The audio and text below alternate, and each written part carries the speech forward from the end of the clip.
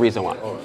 And Strictly forbidden. strictly forbidden. Straight up, strictly forbidden. Strictly forbidden, yeah. So, as someone For both men and women? Yeah. Oh, really? Marriage, yeah, absolutely. Oh, okay. In the instance where a Jewish woman and a non-Jewish man have children, then the child is Jewish if the mother is Jewish, and on the opposite end, if a man is Jewish and a woman is not Jewish, then the children are not Jewish. And there's obviously people can convert and things of that nature, and so it gets dicey when there are movements within the Jewish community that they aren't so careful about that.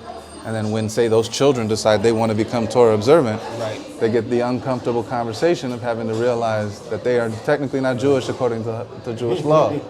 And so sometimes it makes them go away from it altogether. And then other times you see that they go through the rigor of going through conversion process, which, we don't really see Judaism. We've come to see Judaism through the lens of whatever diasporic, land we're in. So people in the West are, generally look at things through a Christian lens. People in the East, Middle East would look through, a Muslim lens. And so because their, attachment to the divine is sort of categorized as what we would call a religion, we, in those diasporic lands, have come to look at Judaism in that same way, as a religion. But it's not really that. The common idea that Jewish people are an ethnicity, Jewish people are a religion. The truth is, the best way, and it's interesting because as Americans and as Black Americans, most of us have, Native ancestry as well, that we have the unique ability to sort of look at things from a new perspective, which is that of people who are indigenous to a land and have a spiritual practice due to their relationship to the divine. That's what Jewish people are. Jewish people are people who are indigenous to a land, and our whole culture and way of life was given to us by the divine. Har Sinai, Hashem gave the Torah to Moshe Rabbeinu, Har Sinai, but that happened, and we got an entire culture, and so as a result, it's not so much, you can be this religion, and if you're in this religion, you can have children. It's more than that. If you are going to join the people, it's a nation, it's an Am, it's called. So it transcends religion.